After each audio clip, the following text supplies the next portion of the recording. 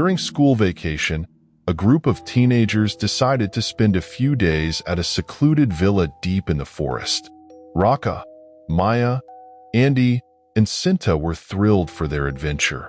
They packed camping gear, food, and other supplies, setting off with high spirits. The first day at the villa was enjoyable. They swam in the lake, camped in the villa's yard, and told stories around the campfire.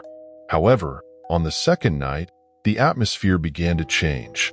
The air grew colder, and strange noises echoed from the forest. The sound of snapping twigs and rustling leaves made them uneasy. That night, as they gathered in the villa's living room, the lights suddenly went out. Andy tried to turn on a flashlight, but it only emitted a dim glow. "It's probably just a power outage," Raka reassured, trying to calm everyone. But an uncomfortable feeling settled over them. Suddenly, a loud knock echoed at the front door. "Who's there?"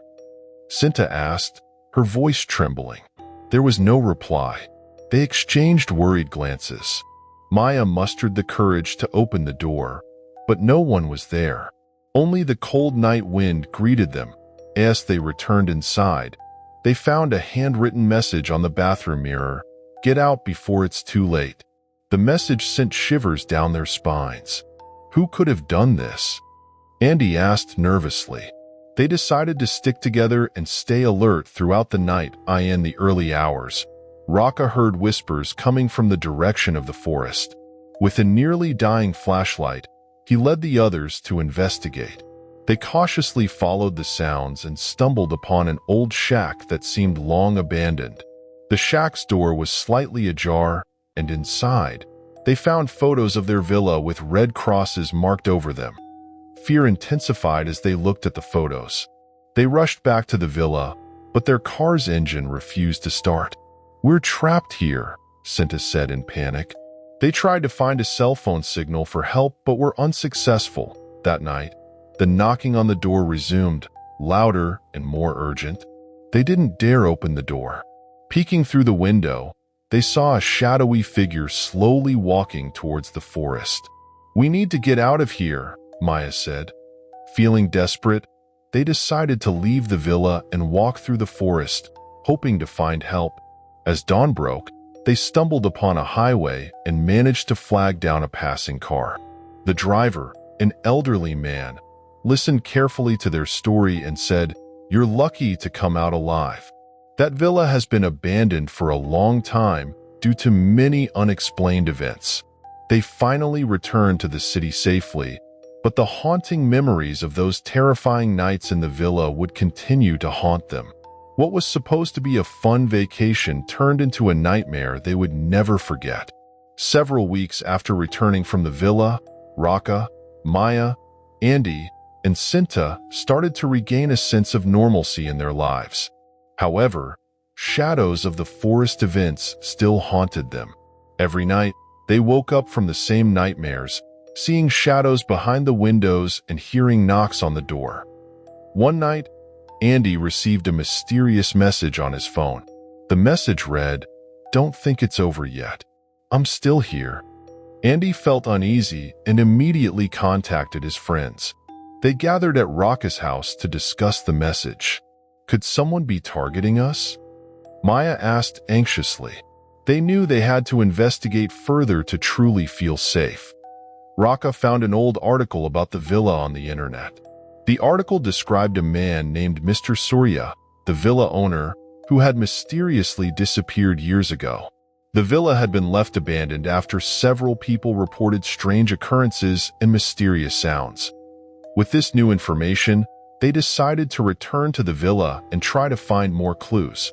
They hoped to find answers that would stop their nightmares once and for all. Upon arriving at the villa, the atmosphere was still as eerie as they remembered. They began to investigate the old shack they had found earlier. Inside, they discovered Mr. Surya's diary. The diary revealed that Mr. Surya had performed strange rituals to communicate with spirits in the forest.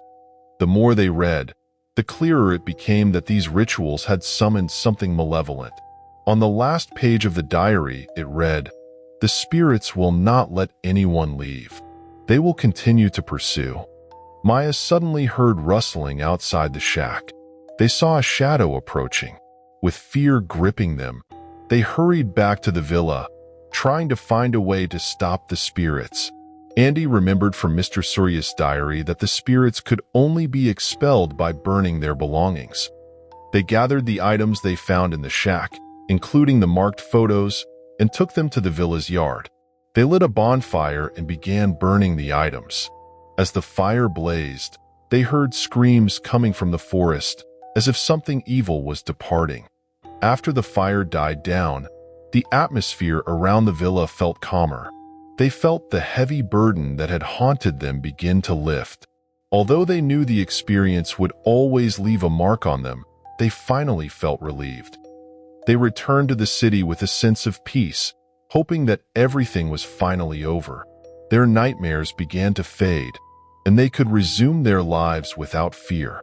However, deep down, they knew that the forest held dark secrets that were best left undisturbed.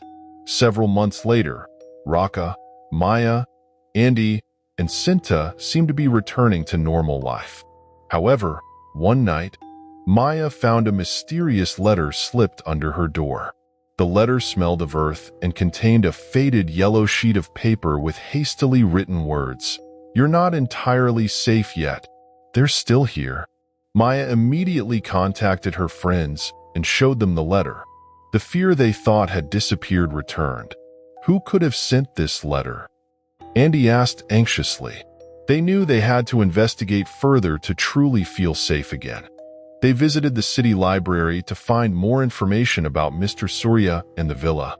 In the archive section, they found old records of Mr. Surya's disappearance and rumors about the forest being inhabited by evil spirits since ancient times. One record mentioned an ancient statue buried somewhere in the forest, believed to be the source of that evil power.